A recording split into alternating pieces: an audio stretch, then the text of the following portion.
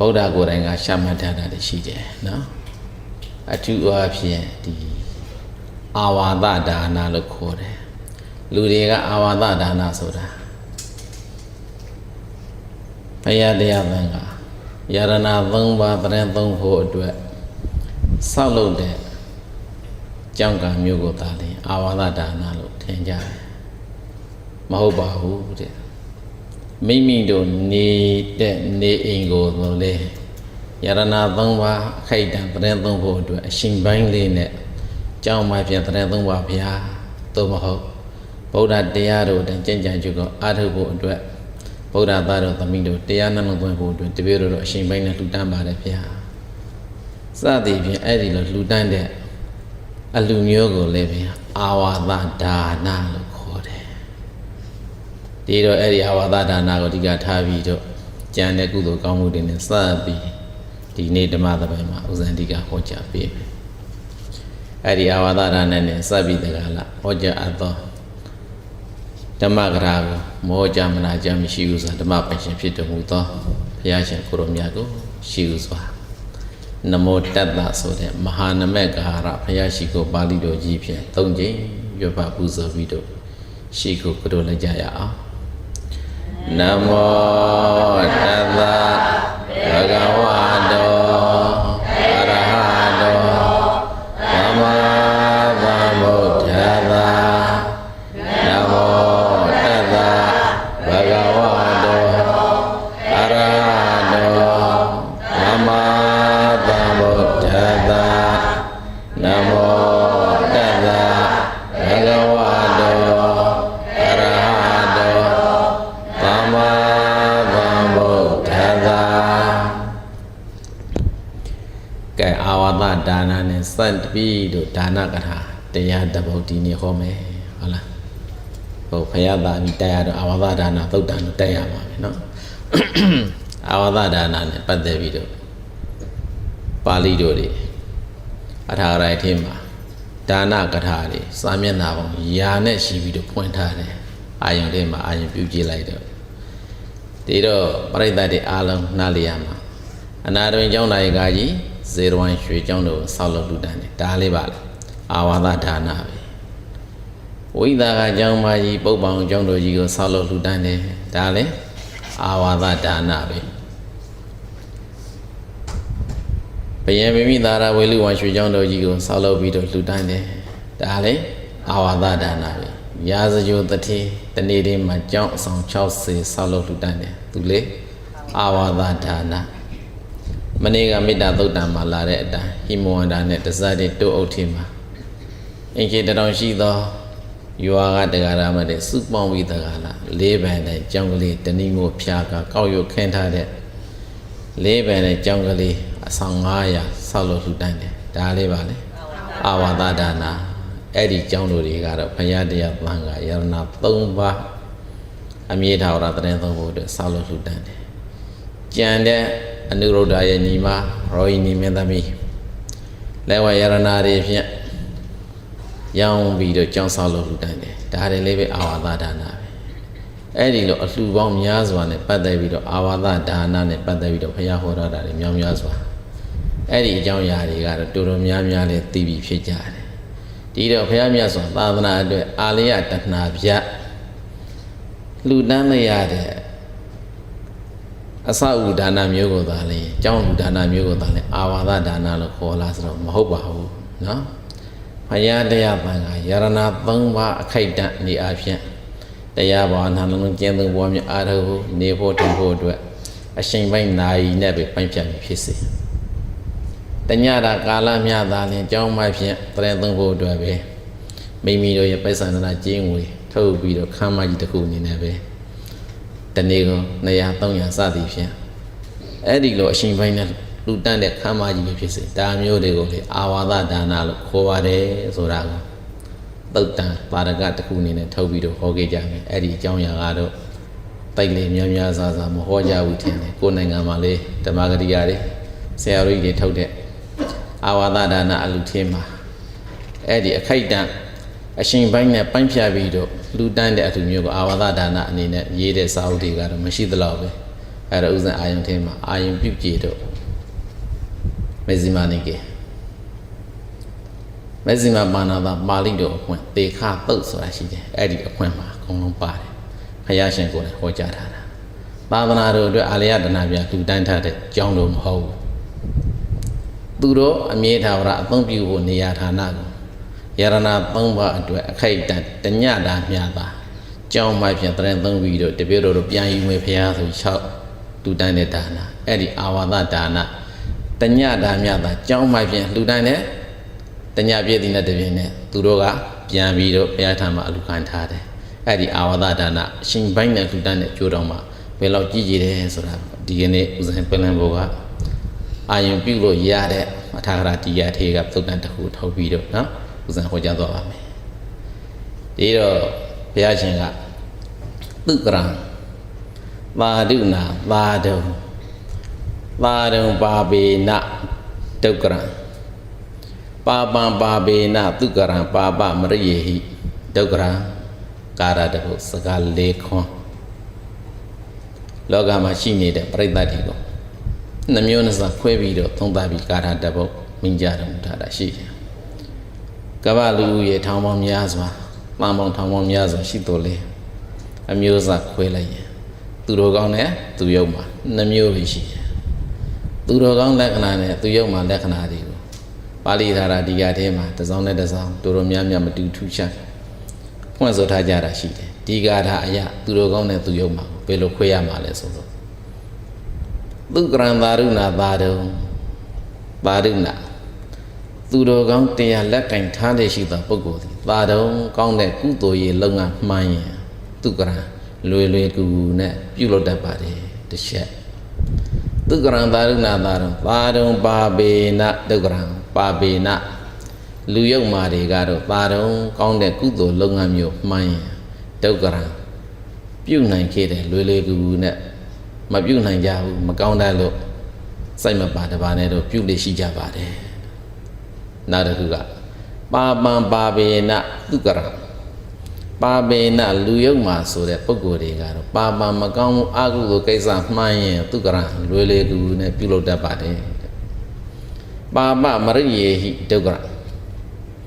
အရိယေဟိဘုရားရှင်ရဲ့တပည့်တော်ကဖြစ်ကြအောင်တော့အရိယသူတော်စင်တွေကတော့ပါပံမကောင်းမှုအကုသိုလ်ကိစ္စမှန်ရင်ဒုက္ခရံပြုလေမရှိကြပါဘူး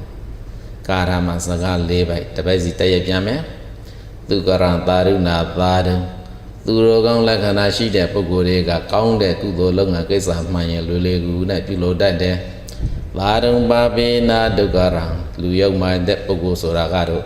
ကောင်းတဲ့ကုသိုလ်လုပ်ငန်းအမှုကိစ္စမှန်ရင်ပြုနိုင်ခဲ့တယ်ပြုလေမရှိကြဘူး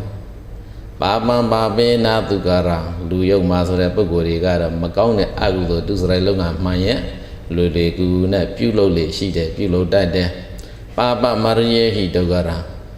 အရိယာသူတော်ကောင်းတွေဘုရားရှင်ရဲ့တပည့်သားကဖြစ်ကြအောင်သောသားတို့သမီးတို့တွေကတော့မကောင်းတဲ့အကုသိုလ်ကိစ္စမှန်ရင်ဝေးကရှောင်ကျင်လေရှိတယ်ပြုလေမရှိကြဘူးစကားလေးခွန်ရှိတယ်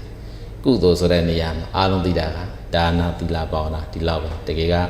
အသေးစိတ်ထောက်လိုက်ရင်ပုံညာကရိယာ10ပါးကိုကုသိုလ်10မျိုးလို့ခေါ်တယ်အဲ့ဒီပုံညာကရိယာ10ပါးထဲမှာရှေ့ကဒါနသီလဘာဝနာ3ပါးထဲမှာနောက်က9ပါးဟာအကုန်လုံးအကျွမ်းဝင်သွားတယ်နော်ဆောင်းဖို့လေးရဟုကြမှာဗိဓမာသင်္นานတက်ဖို့တဲ့ပုဂ္ဂိုလ်ဒါနသီလဘာဝနာ3ဖြာစင်၍ခင်စနဲ့ကိုလေနဲ့ကိုစနောက်မှနောက်ရှင်းသွင်းဒီဆောင်ဖို့လေးတွေပုံညာကရိယာ10ပါးကိုအကျဉ်းချုပ်ရင်3ပါးရှင်း3ပါးကိုမူလအနေနဲ့အစိုင်းတန်းခန်းထားလိုက်ပါတယ်နောက်ကကြံတဲ့9ပါးကိုတော့1နဲ့3နဲ့9ပါးဆိုင်ပြီးတော့စနှိတ်ကိုလေဆိုတာကနောက်ကကြံတဲ့အပစိဏဝေယဝိဆာကိုဒါနသီလဘာဝနာမှာသီလထဲမှာသွင်းပါလို့ပြောတာနော်ပုံညာကရိယာ10ပါးထဲမှာနောက်ကအပစိဏဆိုတဲ့ကုသိုလ်နဲ့ဝေယဝိဆာဆိုတဲ့ကုသိုလ်ကိုရှေ့ကမူလဒါနသီလဘာဝနာထဲမှာဘေးထဲမှာထည့်သွင်းယူရမှာတော့သီလထဲမှာထည့်သွင်းယူရမယ်ဒါလည်းသိဖို့လိုတယ်နော်ဝေယဝိဇ္ဇလုံနေတဲ့ပုဂ္ဂိုလ်တွေငါတို့လုံတာကဒါနလားသီလလားဘာဝနာလားဇဝေဇဝါဖြစ်မနေနဲ့အဲ့ဒါဘေးထဲမှာသွင်းရတော့သီလထဲမှာသွင်းရတယ်နော်အပဇင်နာမိမိတို့ထက်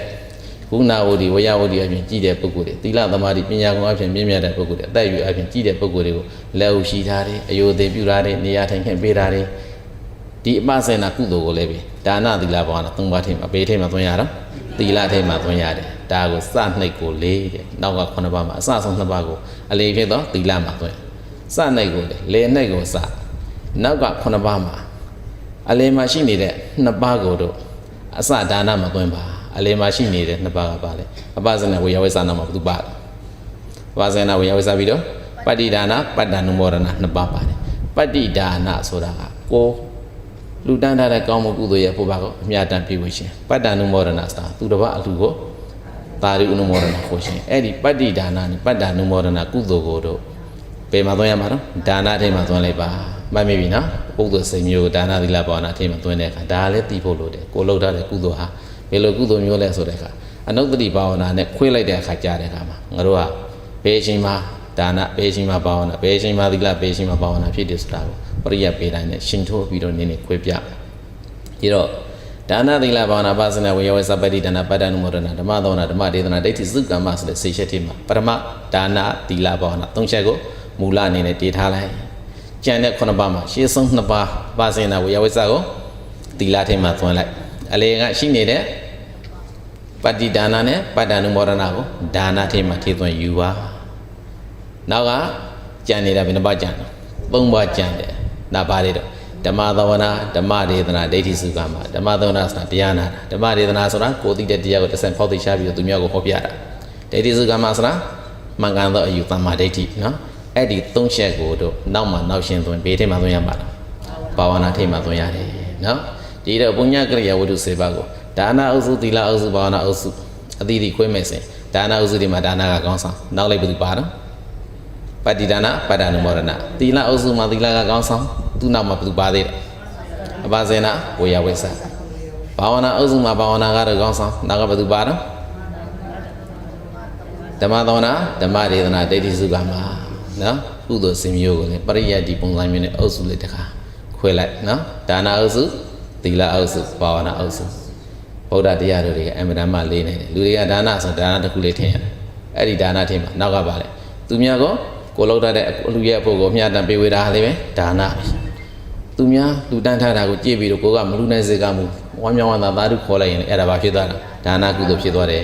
မမေ့ကြပါနဲ့နော်ကုသိုလ်ဆိုတာကိုကပိုက်ဆံမကုန်ဝေးနဲ့ရနိုင်တဲ့ကုသိုလ်တွေအများကြီးပဲမလူနိုင်ဘူးဆိုတော့တရားမကြည့်နဲ့သူများအကြောင်းကြီးကကြီးလူထားတာကြည့်ဖြစ်လိုက်အဲ့ဒါတွေကြည့်ပြီးတော့ဝမ်းမြောက်မှုပီတိဖြစ်သောမနတာဖြစ်ပြီးတော့သာဓုသာဓုကောင်းလိုက်တာသူတို့ကောင်းများတရင်သုံးဖို့အတွက်ဟာလာအာဝါဒဒါနတွေလူတန်းနေကြတယ်ဒါကြည့်ပြီးတော့ဝမ်းမြောက်ဝမ်းသာသာဓုခေါ်လိုက်တာနဲ့ကိုယ်တန်တမှာဘာဖြစ်လာပတ္တနုမောဒနာကုသိုလ်တွေဒါတွေဘေးထဲမှာသွင်းရတော့ဒါနအလှပဲကိုကပိုက်ဆံမကုန်ပေးနဲ့ဒါနကုသိုလ်အလှမြောက်အောင်ရအောင်ယူတဲ့နေစနိတိပတ္တိဒါနနဲ့ပတ္တနုမောဒနာဒါပဲမှတ်တာသီလမှာအပစေနာမိမိတို့တဲ့အသက်ကုံဝါကြီးမားတဲ့ပုဂ္ဂိုလ်တွေသီလသိက္ခာသမာဓိသိက္ခာပညာသိက္ခာအပြင်မြင့်မြတ်တဲ့ပုဂ္ဂိုလ်တွေများတွေ့တဲ့အခါမှာလက်ဥရှိရှင်အယုသိပြုရှင်နေရဖေးပေးရှင်နော်အစရှိသည်ဒါကိုဘာလို့ခေါ်လဲအပစေနာအဲ့ဒီအပစေနာကိုဘေးထဲမှာသွင်းရတာသီလထဲမှာသွင်းရတယ်သီလမှာဝါရိတ္တသီလစာရိတ္တသီလနှစ်ပိုင်းရှိတယ်၅ပါးသီလသည်ဝါရိတ္တသီလကျင့်သုံးရင်ကျင့်သုံးမကျင့်သုံးရင်အပေဆွေးရှာမြေသီလဖြစ်လို့သူကဘာလို့ခေါ်လဲဝါရိတ္တသီလတာမြစ်တာနော်စာရိတ္တသီလကတော့သူ့အနေနဲ့သူ၅ပါးသီလစီရင်တယ်မှာမပါဘူးဒီအတွက်ကြောင့်သူ့ပေထဲမှာသွင်းရတော့စာရိတ္တသီလဟုတ်လားစာရိတ္တသီလကိုအဲ့ဒီအကျင့်မျိုးကျင့်ကြံကြိုးကိုအားထုတ်တဲ့ပုဂ္ဂိုလ်စာရိတ္တကောင်းမှန်သူလို့ခေါ်တယ်အသက်ကုံဝါသိက္ခာကြီးမားတဲ့ပုဂ္ဂိုလ်နဲ့တွေ့တဲ့အခါကိုကနေရာဖေးပေးတယ်လမ်းဖေးပေးတယ်လက်ဥရှိပေးတယ်မနိုင်တဲ့ပစ္စည်းတွေကိုထမ်းလာလို့ရှိရင်ကိုကကူညီထမ်းပေးတာတယ်နော်ဒါတွေဟာအလုံးအပစေနာကုသိုလ်တွေအဲ့ဒီအပစေနာဆိုတဲ့ကုသိုလ်ကောင်းမှုတွေဟာကိုချင်းစာရိတ္တအမှန်တန်ကောင်းမြတ်သောပုဂ္ဂိုလ်တို့ကျင့်သုံးတဲ့အလေအထတစ်ခုပဲဆိုပြီးတော့အဲ့ဒါကိုပါဠိလိုစာရိတ္တသီလလို့ခေါ်တယ်တန်ဖို့မဖြတ်နိုင်တဲ့သီလတွေနော်အပစေနာပြီးတော့ပါလေဝေယဝိဇ္ဇာဝေယဝိဇ္ဇာဆိုတာဘုရားကြောင့်ကနဲ့ပတ်သက်ပြီးတော့လုပ်တဲ့ဝေယဝိဇ္ဇကုသိုလ်တစ်မျိုးလောကရေးရာမှာလူမှုရေးကိစ္စမှာလုပ်ရတဲ့ဝေယဝိဇ္ဇကောင်းမှုကုသိုလ်တစ်မျိုးမြည်သည့်ဝေယဝိဇ္ဇကောင်းမှုကုသိုလ်ပဲလုပ်ကံနဲ့ကံကြိုထိုနှမျိုးကိုယုံကြည်သိမှတ်တယ်ဆိုတဲ့ကာမတ္တရာဉာဏ်ပညာနဲ့ရှင်သောဝေယဝိဇ္ဇကောင်းမှုကုသိုလ်မျိုးဖြစ်ရင်ထိုဝေယဝိဇ္ဇကုသိုလ်သည်အမှန်တမ်းမှဆွမ်းကောင်းတယ် ဝိညာဝိဇ္ဇာဆောင်ရွက်တဲ့နေရာမှာကံနဲ့ကံကြိုထုံးမျိုးကိုယုံကြည်သိမှတ်သောကမ္မတာရဉာဏ်ပညာနဲ့ရှင်သောသဘောမပါဘူးဆိုရင်အဲ့ဒီဝိညာဝိဇ္ဇာကုသိုလ်ကအာနေတယ်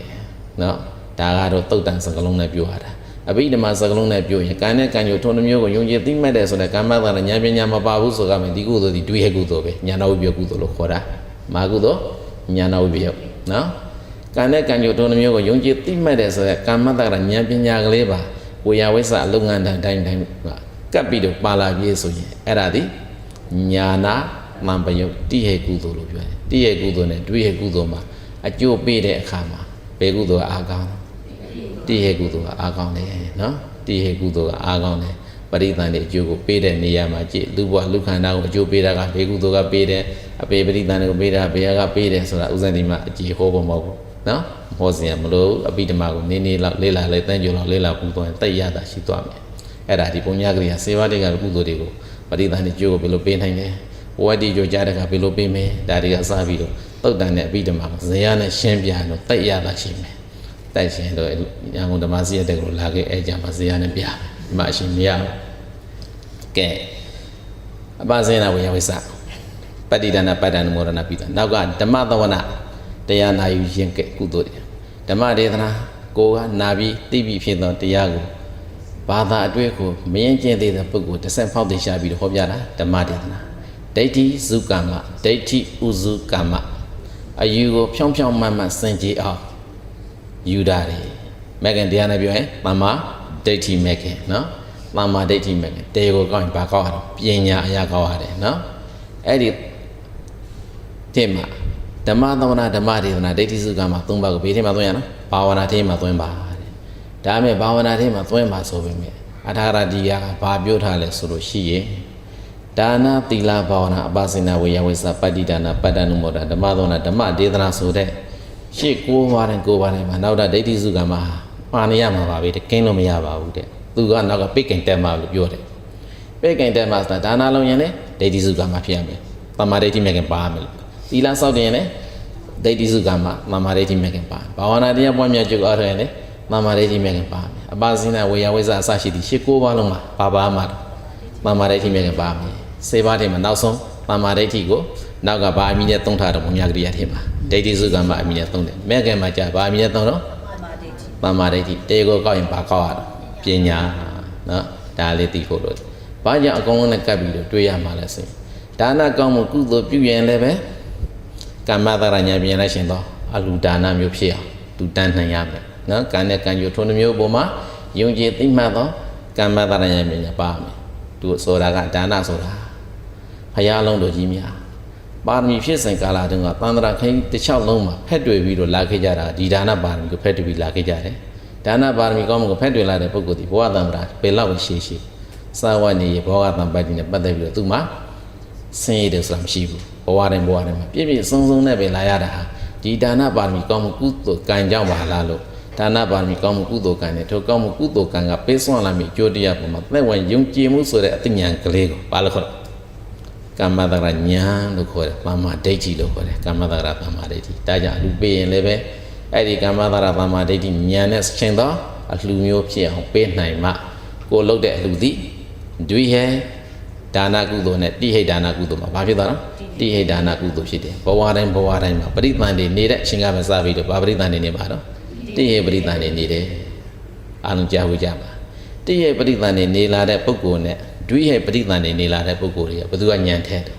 တိဟိပရိသန်တွေနေလာတဲ့ပုဂ္ဂိုလ်ကညံထဲတယ်ကုသိုလ်လောက်ဆိုင်တုန်းကကမ္မတရဉာဏ်ပညာနဲ့ရှင်သောကုသိုလ်မျိုးကိုအောင်မြင်စွာပြုလုပ်ခဲ့သောကောင်းမှုကုသိုလ်ရှင်တရားဘဝသံဃာမှာပရိသန်တွေနေတော့လေပရိသန်တွေကြိုးကိုပေးလိုက်အတူဖြစ်တဲ့ဆိုပါစို့ဘယ်လိုပုဂ္ဂိုလ်တော့တိဟိပရိသန်တွေနဲ့ရှင်သောကမ္မဇဉာဏ်ပညာနဲ့ရှင်သောလူဖြစ်သည့်အတွက်ကြောင့်သိလွေတက်လွေထင်မြင်လွေတယ်နောက်ဆုံးဘုရားတဆူရဲ့သာသနာမှာတရားဘာနှံကျင့်သုံးပေါ်မျိုးအားထုတ်ရင်တိဟိပရိသန်တွေနေတဲ့ပုဂ္ဂိုလ်ကသာလျင်ဇန်တရားမေတ္တရားဖို့တရားကိုရနိုင်တဲ့တည့်ရဲ့ဒုရဲ့ပရိသန်တွေနေလာတဲ့ပုဂ္ဂိုလ်ကတော့ကုသိုလ်တို့တိုးပွားပါရဲ့အဲ့ဒီဘဝမှာဇန်တရားမေတ္တရားဖို့တရားကိုမရနိုင်ဘူးဒီတော့ဒါနအလှလုပ်ရင်လည်းဘာရှင်ရမှာလဲကာမတဏ္ဍဉာဏ်မြန်နဲ့ရှင်သောဒါနကောင်းမှုကုသိုလ်ဖြစ်ဖို့အရေးကြီးပါတယ်သီလခံယူဆောက်တည်ရင်လည်းကာမတဏ္ဍဉာဏ်မြန်နဲ့ရှင်သောသီလမယကောင်းမှုကုသိုလ်မျိုးဖြစ်ခံယူဆောက်တည်တယ်ဘာဝနာတရားပွားများခြင်းကိုအားထုတ်ရင်လည်းကာမတဏ္ဍဉာဏ်မြန်နဲ့ရှင်သောဘာဝနာမယကောင်းမှုကုသိုလ်မျိုးဖြစ်အောင် အားထုတ်ဖို့အရေးကြီးပါတယ်ဒါမှဘဝတိုင်းမှာကိုလုတ်ထတဲ့ဒါနသီလဘာဝနာသည်အားထုတ်တုန်းကပဲလေကမ္မသရဉာဏ်ဉာဏ်နဲ့ရှင်သည့်အတွက်ကြောင့်ဘာဖြစ်တော့တည်ဟဲ့ကုသိုလ်ပဲဖြစ်သည့်အတွက်ကြောင့်ဘဝဗန္တရာမှာလူဘဝကိုဘေဘဝပဲရောက်တဲ့ရှင်ခါကာလမှာပฏิယေပฏิမှန်တဲ့ကမ္မစဉာဏ်ဉာဏ်နဲ့ရှင်တော့ဉာဏ်ပညာထက်မြက်သောလူပဲဖြစ်တယ်သာသနာနဲ့ကျုံရံလည်းပဲတရားထုတရားတော်မြတ်ကိုအဲ့ဒီဘဝမှာရပိုင်ခွင့်ရှိတယ်အဲ့လိုမှမဟုတ်ဘူးစကုသိုလ်ပြုစဉ်ကတွေ့ရဲ့ပရိသတ်နဲ့ကုသိုလ်မျိုးသာဖြစ်တယ်ညမပါခဲ့ဘူးဆိုရင်ပရိသတ်နဲ့ကြိုးပေးတော့လေတွေ့ရဲ့ပုဂ္ဂိုလ်အနေနဲ့များစွာရှိမယ်ဖြစ်လာတော့တရားဘာနာလို့ဘုရားနဲ့တည့်ရတွေ့တော့မှကြင်ကြံကြိုးကိုအားထုတ်ပဲအဲ့ဒီဘဝမှာတော့တည့်ရမရနိုင်မဲ့ဖို့ကျေးဇူးအတွက်တော့ဥပနိဒေပစ္စည်းဖြစ်ရုံပဲเนาะဒါကြောင့်သာသနာတော်မှာလူဖြစ်ရတဲ့ပုဂ္ဂိုလ်တွေရဲ့တန်ဖိုးဆိုတာကမ္မသရဉာဏ်ဉာဏ်နဲ့ရှင်တော့ကုသိုလ်ကောင်းမှုမျိုးဖြစ်အောင်ဒီလိုလုပ်ရမှာပါလားဆိုတဲ့အတိကိုဘုရားပွဲမှာသာသိတာသာသနာ့ဘအခါမှာလူဖြစ်ပေမဲ့အလူဒါနဘယ်လောက်ပဲဝါသနာပါပေမဲ့ကမ္မသရဉာဏ်ပညာရှင်ပါမလားမရှင်ဘူးဒါကြောင့်သာသနာတော်မှာလူဖြစ်ရတဲ့ပုဂ္ဂိုလ်ရဲ့ပန္တဝန်လူရတာတယ်ဟုတ်လားရေတစ်ခွက်ဆက်ကရတယ်ဆွမ်းတစွမ်းတူတန်းရတဲ့ကုသိုလ်နဲ့သာသနာ့ဘအရှင်ကာလမှာကမ္မသရဉာဏ်ပညာအကြောင်းကိုဘာမှမသိပေနဲ့စัจ java ရေမဲတို့ရဲ့စိတ်စဉ်ချမ်းသာကြတဲ့ကြီးမားလာစွာသောအလှူဒါနမျိုးကိုလှူဒန်းတဲ့ကုသိုလ်ကသာသနာတော်မှာပန်းတဝန်ရေတစ်ခွက်လှူဒန်းရတဲ့ကုသိုလ်မျိုးကိုမမှီဘူးဆိုတာပါကွာတော့ကမ္မသရဉာဏ်ပညာနဲ့ရှင်သောဒါနမျိုးပြုတဲ့နေရာမှာသာသနာ့ဘမှာမဖြစ်နိုင်ဘူးဒါတွေကလည်းဘုရားကဟောထားလို့တာနေဥစဉ်ကသိရတာဘုရားမှမပွင့်ဘူးဆိုရင်ဒီဒါနအကြောင်းကိုယ်ကိုရောသိနိုင်ပါမလားမသိနိုင်ဘူးဒီလိုဟောရတာဥစဉ်နဲ့တက်တာတယ်နော်စာရှသလိုပဲဒီတိုင်းပြောတော့မကောင်းတာအဲ့ဒါလည်းကောင်းတာဒီနေ့တော့ဒီတိုင်းပြောအောင်ကဲအဲ့တော့ဒါနသီလဘာဝနာ၃ပါးထင်းမှာနောက်ကဒိဋ္ဌိစုကမ္မဆိုတဲ့ပုဒ်တိဘာဝနာထင်းမှာသွင်းရမေလို့အဘိဓမ္မာဆရာတွေဖွင့်ပြတော်လဲပဲအထာဂရဆရာကပြောလိုက်တာကအဲ့ဒီကုသိုလ်စေမျိုးထင်းမှာဒိဋ္ဌိစုကမ္မဆိုတဲ့ပုံညာကရိယာနောက်ဆုံးပုံညာကရိယာအင်္ဂါရသည်ပေကင်တက်မှာပါတဲ့ဒါနပြုတဲ့နေရာမှာလေဒိဋ္ဌိစုကမ္မသမာဓိဉာဏ်ပြဋ္ဌာန်းရမယ်သီလစောင့်တဲ့နေရာမှာလေသူပါရမယ်သူမပါလို့ပြီးကိုမပြီးဘူးတဲ့ဒါကြောင့်ပုံညာကရိယာ၄ပါးကိုစဉ်တဲ့အခါမှာဘုရားရှင်ကဒိဋ္ဌိစုကမ္မကိုပေကင်တက်မှာဟုတ်လားတက်မှာခင်ပုဂ္ဂိုလ်နဲ့အနေနဲ့သူ့ကိုနောက်ဆုံးမှထားတယ်လေနဲ့ဥပမာပြလို့ရှိရင်ဒိဋ္ဌိစုကမ္မပညာကိုတရားကိုကောက်ရတော့အယူဖြောင်းမှန်ရမယ်ဆိုတဲ့အင်္ဂါရကိုနောက်ဆုံးဖြစ်တော့ပါလေပေကင်တက်မှာဟုတ်နော်ပေကင်ဟုတ်လေသူကြီးနေရာမှာထားပြီးတော့သူမပါဘူးဆိုရင်မဖြောင်းတတ်နိုင်ဘူးလို့ပြောတာနော်အဲ့တော့မဲ့ငယ်အနေနဲ့စဉ်တဲ့အခါမှာတော့အဲ့ဒီဒိဋ္ဌိစုကမ္မကိုပါမီနဲ့ပို့လိုက်တော့ပါမာဒိဋ္ဌိအမီနဲ့ပို့လိုက်တယ်အဲ့ဒီကြတော့နောက်ဆုံးဟုတ်သေးလားရှေ့ဆုံးရောက်သွားတယ်အဲ့ဒါကြတဲ့အခါမဲ့ငယ်ကြတဲ့အခါမှာဘာနဲ့အမိထားလဲယထာရင်ပြန်နဲ့တူပါတယ်တဲ့ယထာကိုကြည့်လိုက်ကောင်းတွေနဲ့အတွေ့မှာဘေးကရှေ့ရတယ်ကောင်းတွေပဲဟုတ်လားဒီယထာကြီးတစ်ခုလုံးကိုပိတ်ကင်တက်မှဝေရကိုင်းတယ်ကောင်းတွေကကန်ရတာပဲဒါကြောင့်မဲ့ငယ်ရှေ့ပါထင်းမှာကြတဲ့ပါမာဒိဋ္ဌိဆိုတဲ့ဟိုကဒိဋ္ဌိစုကမ္မစတဲ့ပုဒ်မဲ့ငယ်အမီနဲ့သွားတဲ့အခါကျတော့ယထာကောင်းတွေကြီးလို့ဗာလဲရှေ့ဆုံးကနေပါတယ်ယထာတစီမောင်းသွားတဲ့မှာကောင်းတွေကလမ်းမှန်ရင်နောက်ကတွေ့တွေကပါလေလမ်းမှန်တာရှေ့ကကောင်းတွေမမှန်ဘူးဆိုရင်နောက်ကလမ်းမှန်စရာအကြောင်းမရှိတော့ဘူးဒီတော့ပုံညာကရိယာ၄ပါးနဲ့ပတ်သက်ပြီးတော့ဒီလောက်ဆိုရင်နေလောက်တမကြီးပန်ကားလေးတိုက်မရအောင်နော်အေးပတ်နေတယ်တင်တယ်ကဲနေတော့လေ့ရှင်လေးလိုက်ပြီပေါ့ကဲဆက်ပြီးတော့ဟိုကအေးနေတော့ဦးစင်းကတော့ကိစ္စမရှိဘူးနော်သူဟမှာအေးပတ်နေတော့ကဲဥစဉ်ဆက်ပြီးဟောပါမယ်ကဲပုံညာကရိယာ၄ပါးထဲမှာအပါစင်နာဝေယဝိဇ္ဇဆိုတဲ့နှစ်ပါးကိုဒါနာထေမှာဖြစ်နာတုကပတ္တိဒါနာပတ္တပတ္တိဒါနာနဲ့ပတ္တာနှုမောရဏနှစ်ပါးကိုဒါနာထေမှာဖြစ်အပါစင်နာဝေယဝိဇ္ဇဆိုတဲ့နှစ်ပါးကိုသီလထေမှာကြံတဲ့ဓမ္မသဝနာဓမ္မဒေသနာဒိဋ္ဌိစုကမ္မစတဲ့၃ပါးကိုဘာဝနာထေမှာထည့်လိုက်ပါဒါပုံညာကရိယာ၄ပါးလှုပ်တုံလှုပ်စေအရှင်ကာလတုန်းကဒီလိုပဲအဆိုင်တန်းယူပါတယ်ဒါပေမဲ့ထာရဆရာနောက်ကပြောထားတာအလူဒါနပြုလို့တဲ့အချိန်သီလခံယူစောင့်တည်စေအချိန်မှာတော့သူတို့ဟာဒါနအမည်သီလအမည်ရပါတယ်တဲ့နောက်ပိုင်းကိုယ့်ဟာကိုအေးစစ်စစ်နေပြီးတော့ပြန်ပြီးတော့နှလုံးသွင်းတဲ့အချိန်မှာဒါနမဟုတ်တော့ဘူးတဲ့ဘာဖြစ်သွားလဲဘာဝနာဖြစ်သွားပါတယ်တဲ့အဲ့ဒါကိုဘာနဲ့ထုတ်ပြလဲဆိုရင်အနုတ္တိစေပါနဲ့ထောက်ပြပြန်ရောနော်မရတော့သင်ပြီးတော့အပိဓမ္မာကိုပြန်တရုပ်ခွေပြနေတာတရားသိနေနေမဟုတ်ဘူးအခြေခံမျိုးပြန်ပြောနေတာအနုတ္တိစေပါထင်းမှာဗုဒ္ဓအနုတ္တိမြတ်စွာဘုရားရဲ့အာရဏစိုက်သောဂုဏ်တို့တွေကိုဖန်ထနှလုံးသွင်းပြီးတော့အောင်မေ့ခြင်းပွားများခြင်းဗုဒ္ဓအနုတ္တိပါလား ဓမ္မနုဒတိတရားတော်ရတ္တခါတတာစိုက်တော်ကုံတို့ကိုအဖန်ဖန်နှလုံးသွင်းအောင်မိတာကိုဓမ္မနုဒတိသံဃာနုဒတိသံဃာတို့ရဲ့သုဒ္ဓိပါဏတ္တစိုက်တော်ကုံတို့ကိုအဖန်ဖန်နှလုံးသွင်းပြီးတော့နေတာကိုသံဃာနုဒတိလို့ခေါ်တယ်နောက်ကောဗုဒ္ဓနုဒတိဓမ္မနုဒတိသံဃာနုဒတိသီလနုဒတိဆိုတာသီလနုဒတိမိမိကိုယ်တိုင်၅ပါးသီလခံယူစောင့်တည်ခဲ့တာရှိတယ်အခုလိုသင်္ကြန်ရှင်ကာလမှာဥပုသ်သီလခံယူစောင့်တည်ခဲ့တယ်ဒါတွေနဲ့ပတ်သက်ပြီးတော့တကြံပြီးသွားပြီဆိုပါစို့ငါတို့တကြံ6ရက်စခန်းရှင်ကာလမှာဟေးအမြဲတမ်း၈ပါးသီလနဲ့ပဲနေခွင့်ရလိုက်တယ်လို့အမှန်တန်အရတူနေခြင်းကိုစောင့်တည်ခဲ့တဲ့6ရက်တာကာလအတွင်းမှာ၈ပါးသီလနဲ့ပဲတင်မြည်ပြီးတော့နေတဲ့၈ပါးသီလဆိုတာတာမန်ရိုးရိုးခါဝပစုပမှာစောင့်တင်ရမယ်၅ပါးသီလမျိုးတက်တက်မဟုတ်ပေနဲ့တကယ်ထူးထူးခြားခြားစောင့်တည်ရမယ်ဥပုသ်သီလမျိုးကိုငါတို့6ရက်တိုင်နဲ့စောင့်တည်ခဲ့ရပြီလို့မိမိသင်္ကြန်ကာလအတွင်းမှာတရားစခန်းဝင်တဲ့အချိန်ကမှာ၈ပါးသီခွန်ကြီးစောင့်တည်ထားတဲ့၈ပါးသီလကိုမကြုံမပေါမပြောင်းမကြရငါတို့စောင့်တည်လိုက်ရပြီလို့ထက်ကနှလုံးသွင်းလို့ရှိရဲ့အဲ့ဒီကုသိုလ်သည်စောင့်တည်ခဲ့ပြီးတော့သီလကောင်းမှုကုသိုလ်ကိုအဖန်ဖန်နှလုံးသွင်းအောင်မေးသည့်အတွက်ကြောင့်ဘာဝနာကမ္မထန်ထေးမှာကြားတဲ့အခါမှာပေကမ္မထန်ထေးမှာသွင်းရတော့သီလနုဒတိဘာဝနာကမ္မထန်ထေးမှာဖြစ်တယ်ဒါကြသီလမဟုတ်တော့ဘူးဘာဖြစ်သွားနော်ဘာဝနာကုသိုလ်ဒါနသီလတူကမြင်သွားပြီဒါကသီလကိုအကြောင်းပြုပြီးမှဖြစ်ပေါ်လာတော့ဘာဝနာများကုသိုလ်အလူတန်းနဲ့ပတ်သက်လာပြီးဟဲ့ဆိုရင်တော့နှလုံးသွင်းတာကိုစာဂာနုဒတိစာဂနဲ့ဒါနဟာအတူတူပဲပါဠိစာပေမှာဒါနစွန့်ကြည့်ပေကရှင်သီလစာဂစွန့်ကြည့်ပေကလူတန်းရှင်ဒါနဆိုတဲ့အမည်နဲ့စာဂဆိုတဲ့အမည်ဒီပါဠိစာပေမှာအပန်းသာကွဲတာအတိတ်ပြေကတော့ဗာလဲအတူတူပဲစာဂနုဒတိလို့ဆိုဒါနနုဒတိလို့ဆိုအတူတူပါပဲဒါပေမဲ့စာသုံးပေသုံးကတော့ဗာမီနဲ့သာရှိတော့စာဂနုဒတိတော့စာဂမိမိစွန့်ကြည့်ပေကလှူတန်းခြင်းဆိုတဲ့ဒါနကောင်းမှုကုသိုလ်တစ်ခုခုကိုအနုအဖန်ဖန်ထန်တတတိအမှတ်ရခြင်းဆိုတဲ့ဘာဝနာမျိုးကိုစာဂနုဒတိဘာဝနာလို့ခေါ်တယ်ကိုလှူဒန်းတော့ကဥပမာတရားစခန်းကာလမှာဟာလာရေလှူဒန်းတယ်တခြားဒီအာဝါဒဒါနတွေလှူဒန်းတယ်ဉာဏ်သင်္ဃာတွေကိုလှူဒန်းတယ်စသည်ဖြင့်လှူဒန်းခဲ့တော့ကတော့ဒါနပဲအဲ့ဒီဒါနကောင်းမှုကုသိုလ်ကိုမမေ့မပြောက်ပေးနဲ့ထက်ကနှလုံးသွင်းပြီးဟဲ့ဆိုလို့ရှိရင်အဲ့ဒီမိမိအလှနဲ့ပတ်သက်ပြီးတော့နောက်ပိုင်းမှာထက်ကနှလုံးသွင်းတဲ့အချိန်မှာဖြစ်ပေါ်လာသောကုသိုလ်တရားကိုဘယ်ထဲမှာသွင်းရနော်စာဂာနုဒတိဘာဝနာထဲမှာသွင်းရတယ်ဒီတော့ကုသိုလ်ဆိုတာတကြိမ်ပြုရင်အဲ့ဒီတကြိမ်ကြီးသာဖြစ်တယ်လို့မထင်နဲ့ထက်ကနှလုံးသွင်းရင်ထက်ကဒိုးပွားလာတယ်ပုံညာအနုတ္တရတော်တန်အာရဘဘုံပုံညာပတဝတိဘုရားရှင်ကပုံညာမိမိတကြိမ်တစ်ခါပြုလုပ်ခဲ့ဘူးသောဒါနသီလစတဲ့ကောင်းမှုကုသိုလ်မျိုးကိုအနုတ္တရတော်ထက်ကနှလုံးသွင်းနေသောပုဂ္ဂိုလ်ကိုဘဟုံများပြလှစွာသောပုံညာဘာဝနာမြတ်ကောင်းမှုကုသိုလ်တွေဟာပတဝတိတိုးရသာလာတယ်ကုသိုလ်ကောင်းမှုတကြိမ်လုပ်ပြီးရဲ့စဉ်အမှတ်တမဲ့ဘယ်တော့မှမနေပါနဲ့အဲ့ဒီကုသိုလ်ကောင်းမှုကိုထက်ကနှလုံးသွင်းပေးပါဒါကပါမန်ရိုးရိုးပါဠိထားတာနဲ့ပြောတာပဋ္ဌာန်းပါဠိလိုနဲ့ပြောရမယ်ဆိုရင်ဘုရားကဘယ်လိုဟောတာတော့ဒါနန္တတ္တဝသီလသမာဓိတ္တဝဥဘောဓရကာမံကတ္တဝတံပစ္ဆဝကတိပဋ္ဌာန်းမလေးလာသေးဘူးထင်ပါရဲ့ဥစဉ်တကြောင်းလေးပိုက်တာတကြောင်းမပြောပါမယ်မပြောပါဒါနန္တတ္တဝတံပစ္ဆဝကတိဒါနန္တတ္တဝမိမိကအလှူဒါနကောင်းမှုကုသိုလ်ကိုတကြိမ်မျှသာအောင်မြင်စွာပြုလုပ်ပြီးတဲ့နောက်တန်တော်မိမိလှူဒန်းခဲ့မှုသောဒါနကောင်းမှုကုသိုလ်ကိုပစ္ဆဝကတိအပန်းပန်းဆင်ခြင်ပါနှလုံးသွင်းပါဘုရားရှင်ကသီလံသမာဓိရည်တွာသီလကိုတကြိမ်တစ်ခါမျှခံယူဆောက်တည်ပြီးရန်လည်းပဲတန်တော်မိမိဆောက်တည်ခဲ့မှုသောသီလကိုပစ္ဆဝကတိထက်ကဆင်ခြင်ပေးပါနှလုံးသွင်းပေးပါဥဘောဓရကမ္မကတ္တဝ၈ပါးသီလ၉ပါးသီလဆိုတဲ့ဥဘောသီလမျိုးကို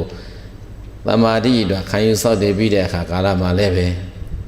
တန်တော်မိမိဆောက်တည်ခဲ့သောဥဘောသီလမရကောင်းမှုကုသိုလ်မျိုးကိုပစ္ဆဝကတိထက်ကဆင်ခြင်ပေးပါပဋ္ဌာန်းပါဠိထဲမှာဘုရားရှင်ကိုယ်တိုင်ဟောတာတယ်ဒါကြောင့်ကုသိုလ်တရားဆိုတာတကြိမ်တကာပြုပြီးဆိုရင်ဒီလောက်နဲ့ပြီးသွားတယ်လို့မထင်နဲ့ကိုပြုလုပ်ခဲ့တော့ကလူတိုင်းတာဖြစ်စေစောက်တည်တဲ့သီလပဲဖြစ်စေနောက်ပိုင်းမှာထက်ကနှလုံးသွင်းပြီးဖြစ်ပေါ်လာတဲ့ကုသိုလ်သည်ဘာဝနာကုသိုလ်အလူနဲ့ပတ်သက်ပြီးတော့ထက်ကနှလုံးသွင်းရင်စာဂနုဒတိကိုကျင့်သီလနဲ့ပတ်သက်ပြီးတော့ထက်ကနှလုံးသွင်းရင်သီလနုဒတိအခုလိုဝေယဝိဇ္ဇကုသိုလ်ဆောင်ရကြတယ်ဟုတ်လားနေရာထိုင်ခင်းလေးစီစဉ်ကြတယ်စသည်ပေါ့နော်တန်ရှင်းလုပ်ကြတယ်ဒါတွေဟာလည်းစာရိတ္တသူသီလ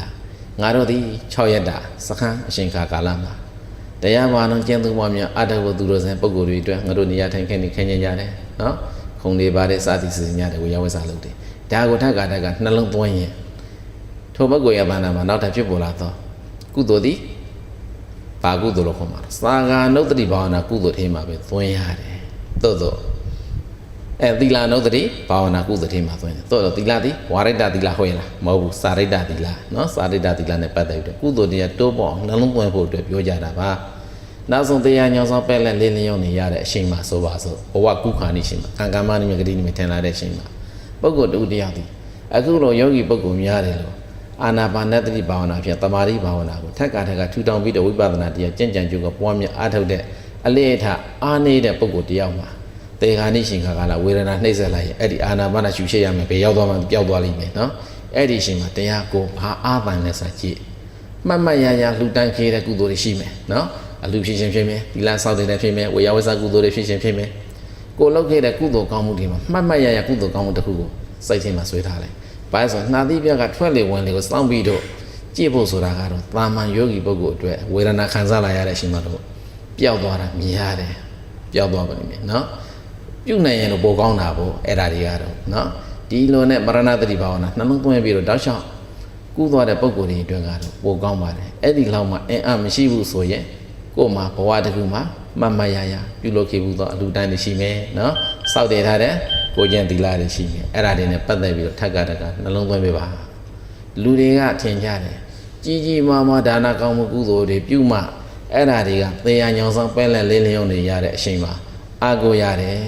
်ကြီးမားမဟုတ်ဘဲနဲ့သေးမွားဆိုလို့ရှိရင်ဒါတွေကသေရညောင်ဆောင်ပဲလက်လေးလျောင်းနေရတဲ့အချိန်မှာအားသေးတယ်လို့ဒီလိုထင်ကောင်းထင်ကြမှာမဟုတ်ဘူးကုသိုလ်လုပ်တဲ့အရှင်ခါကာလတုန်းကမိမိရဲ့စိတ်ချင်းမှာအဓိပတိသန္တာဓိပတိဆိုတာဒါနဲ့ပတ်သက်တယ်နော်အဲ့ဒီသန္တာဓိပတိဘယ်လောက်တိတိုက်ခဲ့လဲဆိုတာအဓိပတိတိုက်တဲ့ကုသိုလ်လုပ်ငန်းတွေ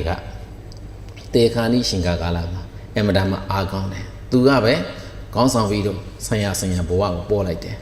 တာရကထောက်ပြမယ်နော်မနေ့ကလည်းဟိုမှာဟောတဲ့ဒီမှာဒုဒ္ဒဝိနည်းမင်းကြီးအကြောင်းပြောလိုက်တယ်ဒါပေမဲ့ဒီမှာအဲ့ဒီမှာမဟောတဲ့အကြောင်းအရာလည်းပြောပြမယ်တီဟောသာသနာသမိုင်းကိုဖတ်ကြည့်တဲ့အခါမှာသာသနာပြုဒုဒ္ဒဝိနည်းမင်းကြီးအကြောင်းလည်းအခြေတဝဲဖွင့်လာတယ်ဒါပေမဲ့ဒီနေ့ပြောမှာကအဲ့ဒီမှာဟောခဲ့တဲ့ဘိုင်မဟုတ်ပါဘူးဒုဒ္ဒဝိနည်းမင်းကြီးတီဟောနိုင်ငံမှာဗုဒ္ဓရဲ့တတ်ကြုံမွေတို့တွေကိုธรรมนาထည့်ပြီးတော့မဟာစေတီကြီးတို့လိုစေတီကြီးတွေနော်တခြားစေတီဖယားစေတီပြောင်းစွာတည်ခဲ့တယ်စေတီတစ်ခုတည်ဖို့အတွက်သွားကြည့်ဖို့သူကရွှေတုံးစေတီလိုကြီးမားမှာပဲကလေးပေါင်းရာနဲ့ရှိပြီးတော့ပုံကြတဲ့ခိတ်ကာလတန်ဖို့ဆိုရင်အဲ့ဒီလေကျောင်းအဆောက်အဦတွေကိုကြည့်လိုက်ရာပေါင်းများစွာဆောက်လုပ်လှူဒန်းခဲ့တယ်။ဘာလို့သူကဘယင်ကိုအာနာရှိတဲ့ပုဂ္ဂိုလ်သူကလည်းစိတ်ထုတ်လှူတယ်တိုင်းသူပြည်သားကလည်းလှူခိုင်းတယ်ဒီလိုနဲ့လှူဒန်းခဲ့တဲ့ကုသိုလ်ကောင်းမှုသေခါနိအရှင်ခါကာလမှာဒုဋ္ဌဂါမိညမင်းကြီးရဲ့အာယုန်ထဲမှာမဟာစေတီကြီးလည်းထဲမလာဘူးတဲ့သူဆောက်လုပ်လှူဒန်းခဲ့တဲ့ကျောင်းပေါင်းရာပေါင်းများစွာတည်းတခုမှအာယုန်ထဲမလာဘူးတဲ့သူ့အကြောင်းအရာကိုအဘိညာရသောယဟန္တာမထေရကြီးတွေကမှတ်တမ်းတင်ပြီးတော့သူဘဝကူးတဲ့အခါမှာဒီနတ်ပြည်ကိုရောက်သွားတဲ့အကြောင်းလေးမှတ်တမ်းတင်ထားတဲ့အထာဂရဖွင့်လေးမှာအထာဂရထဲမှာအကုန်လုံးပါတယ်ဒုဋ္ဌဂါမိမင်းကြီးရဲ့အကြောင်းလေးဘာလို့ဆိုအထာဂရဆရာကသာသနာဘုရားပြိဋိနိဗ္ဗာန်ဆံပြီးတော့900ကျော်မှာပေါ်လာတာရှင်မဗုဒ္ဓဟောတာကဒုဋ္ဌဂါမိမင်းကြီးကတော့ဘုရားပြိဋိနိဗ္ဗာန်ဆံပြီးတော့အနည်း200ကျော်လောက်မှာပေါ်ပေါက်လာတာ200နဲ့300အတွင်းမှာပေါ်ပေါက်လာတာအထာဂရဆရာပေါ်တဲ့ရှင်မှာဒုဋ္ဌဂါမိမင်းကြီး900ဆံလို့သိပေါင်း600လောက်တော့ရှိသွားတယ်အဲ့ဒီရှင်မှာမဟာဝိဟာရဝါဒီအဆက်ကနေပြီးတော့ယဟန္တာမထေရမြတ်ကြီးတီဟောနဲ့ပတ်သက်တဲ့မှတ်တမ်းတင်ထားတဲ့သာသနာပြုတာရဲ့ကအကြောင်းကိုမဟာဝန္တဆိုပြီးတော့ရေးထားတယ်အဲ့ဒီမှာဘယ်လိုပါလဲဆိုတော့ဒုဋ္ဌဂါမိမင်းကြီးဟာတိုင်းပြည်အာဏာကိုရရှိတဲ့အရှင်ကာလမှာကျောင်းပေါင်းရာနဲ့ရှိပြီးတော့စေတီပေါင်းများစွာတည်ဆောက်ခဲ့တယ်တန်ဖို့ကိုတွက်လိုက်လို့ရှိရင်ရည်တွက်မရတော့အာဏာလက်မဲ့ဖြစ်လို့သူ့ဘုံဘဝကိုသူရောက်ခဲ့တဲ့အရှင်တုန်းကတော့နေ့စဉ်နေ့တိုင်းရာပေါင်းထောင်ပေါင်းများစွာဆွမ်းဆက်ကလူတန်းခွင့်မျိုးတစ်ခါမှမရခဲ့တယ်နောက်ဆုံးသူများကလူတန်းဖို့မဆိုထားနဲ့သူကိုယ်တိုင်ကတနေ့ထမင်းတပကံလေးစားလိုက်ရတယ်ဟုတ်လားလူယုံတော်ကနေပြီးသူတိုးထဲမှာပုံအောင်နေရတဲ့အချိန်မှာတနေ့ထမင်းတပကံပေးလာပြီးပေါ်တယ်အဲ့ဒီတနေ့ထမင်းတပကံစားပြီးတော့အသက်မြတ်တာအောင်နေရတဲ့အချိန်မှာအလူခံပုဂ္ဂိုလ်ယဟန်တပါရောက်လာဒုဋ္ဌဂါမိမင်းကြီးကစဉ်းစားတယ်ငါဘယင်ရာသူနဲ့ချီတုံကတော့တနေ့မှာပန်းကသိန်းနဲ့တောင်းနဲ့ချီပြီးတော့နေစဉ်နေတဲ့ဆွမ်းဆက်ကထူတန်းခွင့်ရခဲ့တယ်ဒီတန်ကတော့ရှင်သူမြတ်တဲ့တရံသုံးဖို့တဲ့ကြောင်းကန်တွေမြောင်းများစွာရာနဲ့ရှိပြီးတော့ဆောက်လို့ဖယားစီတီများမြောင်းများစွာလုပ်ခဲ့တယ်အခုတော့ငါမှာအာနာလည်းမဖြစ်တဲ့အချိန်မှာလွတ်လပ်မှုလည်းမရှိဘဲနဲ့ခိုးကြုံခိုးဝယ်နေရတဲ့အချိန်မှာတော့ဘယ်ရန်ကိုမှငါလှူဒန်းခွင့်လည်းမရတော့ဘူးသ တန်ဃာတွေဖူးတွေ့ခွင့်တော်မှာမရတယ်ဖျားဖူးဖို့အတွက်လည်းငါအတွက်ခွင့်မသားတယ်အဲ့ဒီနေ့အချိန်မှာထမင်းတပကံလာဖို့ပို့တဲ့အချိန်မှာရဟန်းတို့တပါးကဆွမ်းခံကြွားတော့သူ့ရှိကိုရောက်လာဒေါတာနေမရေစိတ်ထဲမှာစေနာတရာတရားဖြစ်လိုက်တာငါဘဝမှာဒါနကုသိုလ်တွေဆက်တဲ့လုပ်ခဲ့ပြီမပြုတ်လုပ်ခဲ့ရတာတို့တော့ကြာခဲ့ပြီလူဟောလုပ်ပြန်တော့လေသူတနေ့မှဒီထမင်းတပကံစားရတယ်ဒီဟာကိုလှုပ်လိုက်ရင်သူအဲ့ဒီနေ့အတွက်ထမင်းငါမှာပဲဒီတော့သူ့ကိုယ်သူသရာနဲ့မိစ္ဆရိယရှင်းကျဲလိုက်တဲ့အခါဒီထမင်းတပကံကိုအငတ်ခံခြင်းဖြင့်ဒီတရက်စားလောင်ယုံပဲရှိမယ်ငါမသေးနိုင်ဘူးအလူခံပုဂ္ဂိုလ်တခုအထမြောက်ဖို့စတာအလူခံပုဂ္ဂိုလ်လည်းရှိရမယ်လူဝေဝတိပစ္စည်းလည်းရှိရမယ်မိမိတို့ရဲ့နှလုံးသားထဲမှာပရာဒတ်လည်းရှိရမယ်အဲ့ဒီအင်္ဂါသုံးပါးပြည့်စုံမှအလူဒါနမြောက်တယ်အခုတော့နေ့စဉ်နေတဲ့ငါမှထမင်းတပကံစားရတယ်ထမင်းတပကံဒီလူဝေဝတုပဲငါရဲ့နှလုံးသားထဲမှာလှူရှင်တန်းရှင်တဲ့တရားတရားလေးရှိတယ်စေနာတရားတရားလေးရှိတယ်ဒါပေမဲ့အလှခံပုဂ္ဂိုလ်မျိုးမရှိလို့အလှအထမမြောက်ခဲ့တာငါနှိပ်တိုးကြာခဲ့ပြီဒီနေ့တော့အလှခံပုဂ္ဂိုလ်လေးကြွလာပြီဘာပဲဖြစ်ငါငိုက်ရှင်ငါပဲစီဘာလို့လဲတော့အဲ့ဒီထမင်းတပကံအကုန်လုံးလောင်းလှူလိုက်တယ်ဒေါတာကနေမကြီးနိုင်ရဆိုင်တဲ့အခါမှာအာယုန်ထဲမှာပါထင်လာတော့မဟာစေတီကြီးပေါ်မလာဘူးတဲ့ဆောက်လုပ်ခဲ့တဲ့ကြောင်ပေါင်းရာပေါင်းများစွာပေါ်မလာဘူးပါပေါ်လာတော့အဲ့ဒီထမင်းတပကံခိုးကြုံခိုးဝဲနေခဲ့ရတဲ့ဘဝမှာလှူဒန်းခဲ့တဲ့အဲ့ဒီထမင်းတပကလှူဒန်းတဲ့စေနာဒါနကအာယုန်ထဲမှာထင်လာပြီးတော့အဲ့ဒါကနှလုံးသွင်းပြီးတော့စာဃာနုဒတိဘာဝနာဖြင့်ပဲဘာဖြစ်သွားဘဝကူးသွားပါတယ်ဒီတော့ဥစ္စာတော်တရားဓမ္မတွေပြောရှင်ပါတယ်ဘဝတစ်ခုမှာအလူနဲ့ပတ်သက်ပြီးတော့လောကမျက်စိမြင်ဖြင့်ကြည့်ရင်ဟာဘု து လူရတယ်ဘယ်လိုကြည့်ကြလိုက်တာဟဲ့ဘု து လူရတယ်ကွာဆွမ်းတစွမ်းမြင်လူတယ်ဟာသွားမပြောနဲ့နှလုံးသားထဲမှာရှိတဲ့တရားဓာတ်ကိုတာမန်ပုဂ္ဂိုလ်တို့မမြင်နိုင်ဘူးเนาะအဲ့တော့စာပေထဲမှာတော့ဖွင့်ပါတယ်ဟုတ်လားဆက်ဆံမှုရှိရင်လည်းပဲသတိပေးလိုက်ကြပကာသနာကိုရှေ့တိုင်တင်ပြီးတော့လှူဒန်းရသောဒါနစွမ်းအားသည်တေခါနီးအရှင်တရားညောင်ဆောင်ပက်လက်လေးလျောင်းနေရတဲ့အချိန်မှာအစွမ်းမထဲဘူးပကာသနာကိုရှေ့တိုင်မတင်ပေးနဲ့တရားဓာတ်ကိုရှေ့တိုင်တင်ပြီးတော့လှူဒန်းခဲ့သောဒါနကောင်းမှုကုသိုလ်ကသာလျှင်တကယ်အရေးကိစ္စရောက်တဲ့အခါမှာစွမ်းအားရှိဆုံးအနေနဲ့သူကကူညီပေးတယ်ဒါတွေကိုထာရမယတိကမယမှတ်ချက်ပြထားတယ်ဥပမာဆိုကြပါတော့လှူတဲ့တိုင်းတဲ့သိန်း1000ပဲလှူတယ်900လှူတယ်ဒီလိုသိန်း1500လှူတိုင်းပြည့်ချမ်းကြတနေ့ကျငါတော့သီတိသူရမသင်္ကီဘွေရမယ်ဆိုပါတော့တော့ပြန်ဒါတက်ရပြောတာနော်တခြားကံကံနဲ့အကျိုးရင်းမှတ်ပြီးတော့လှူတာမဟုတ်ဘူးဒီလိုပကာသနာကိုရှင်းလိုက်နိုင်ပြီးတော့ဒီလိုလှူတိုင်းချက်ပြပဝဉ္ဇာငါကိုဒီလိုထိုင်ကြည့်ရမယ်စသည်ဖြင့်အဲ့ဒီလိုတာမန်အနှစ်သာရမရှိတော့တာမန်လောကီဘွေးလောက်ကိုသာမျောမှန်းပြီးတော့လှူလို့ကတော့သိမ့်ပေါင်းရင်တရားပဲဖြစ်စေ1000ပဲဖြစ်စေနော်အဲ့ဒီလိုပကာသနာရှိလိုက်နိုင်ပြီးတော့လှူတဲ့ဟာတွေကတကယ်သင်ညာညောင်ဆောင်ပဲလက်လဲလျောင်းနေရတဲ့အချိန်မှာစာဃာနုတ္တိဘာဝနာဖြစ်ဖို့မလွယ်ဘူးဗုဒ္ဓရဲ့အဘိဓမ္မာတရားတို့ကဒါတွေကဆင်းရဲတဲ့လူသားစားရှမ်းသာတဲ့လူသားစားလို့အဘိဓမ္မာသဘောတရားတွေမှာမရှိဘူးနော်အကောင်လုံးဟာအဘိဓမ္မာဆိုတဲ့တရားသူကြီးကဘက်လိုက်တယ်ဆိုတာမရှိဘူးတရိစ္ဆာန်ရဲ့ပန္နာမှာရှိနေတဲ့လောဘနဲ့လူသားတို့ရဲ့ပန္နာမှာရှိနေတဲ့လောဘအတူတူပါပဲလိုချင်မှုလောဘလိုချင်ခြင်းလက္ခဏာတရိစ္ဆာန်တို့ရဲ့နှလုံးသားထဲမှာရှိနေတဲ့ဒေါသနဲ့လူသားတို့ရဲ့နှလုံးသားထဲမှာရှိနေတဲ့ဒေါသခွဲခြားလို့မရဘူးဒါပဲဒေါသဟာဒေါသလက္ခဏာပဲအဘိဓမ္မာနေပေမှာခွဲခြားလို့မရဘူးကြံတဲ့နေပေမှာတော့သူကခွဲခြားလို့ရတယ်အခုလောဘအဓိကပြောချင်တာကအထာဂရဒီယာတွေကထောက်ပြတယ်ဒုဒ္ဒကနိမင်းကြီးရဲ့အလှကိုထောက်ပြပြီးမှသာသနာကိုကိုယ်ဝေစေကတော့တက္ကရာမကြီးကိုဟာကိုရွှေ့နေတဲ့နဲ့ကိုအညာအိနဘာသာလုံးလာဝရိယကိုရှေ့တန်းတင်ထားပြီးတကလားရှားဖွေစုဆောင်ရရှိထားတဲ့ဓမ္မိအလတ္တဝတ္ထုပစ္စည်းဖြင့်အလှလုပ်ပြီးဆိုလို့ရှိရင်ပကာသနာကိုရှေ့တန်းတင်ပြီးတော့မလုပ်ကြပါနဲ့ကုံရကြုံမနှက်ပါဘူးတဲ့နော်ပကာသနာကိုရှေ့တန်းမတင်ပေးနဲ့တကယ့်ကိုဖြူစင်သောတရားတရားဒါနဆိုတာဘုရားဆိုင်သောအရိယာသူတော်ကောင်းကြီးများတန်ត្រာခိ၆နိုင်တဲ့နေရာမှာတကယ့်အဓိကဖက်တွေ့ပြီးတော့သွားကြတဲ့ကုသိုလ်လုပ်ငန်းကြီးတစ်မျိုးပါလားအလုံးတော်ကြီးများအမြတ်တနုထားတဲ့ဒါနကောင်းမှုကုသိုလ်မျိုးကိုငါတို့လုပ်နေရပါလားလို့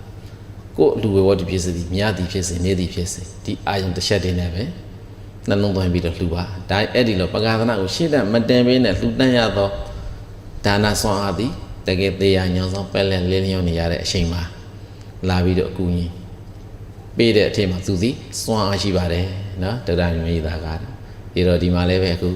ဝေယဝိဇ္ဇစွမ်းအားတွေနော်ကုသိုလ်စွမ်းအားတွေမြောက်များစွာလုပ်ပါတယ်ကိုယ်နိုင်ငံမဟုတ်ဘူးသူများနိုင်ငံမှာဓမ္မသမင်တစ်ခုစခန်းတစ်ခုဖြစ်ဖို့အတွက်နော်ကြိုးပမ်းလိုက်ရတာအခုဦးဇင်းကြီးတော့ဟောဆိုရင်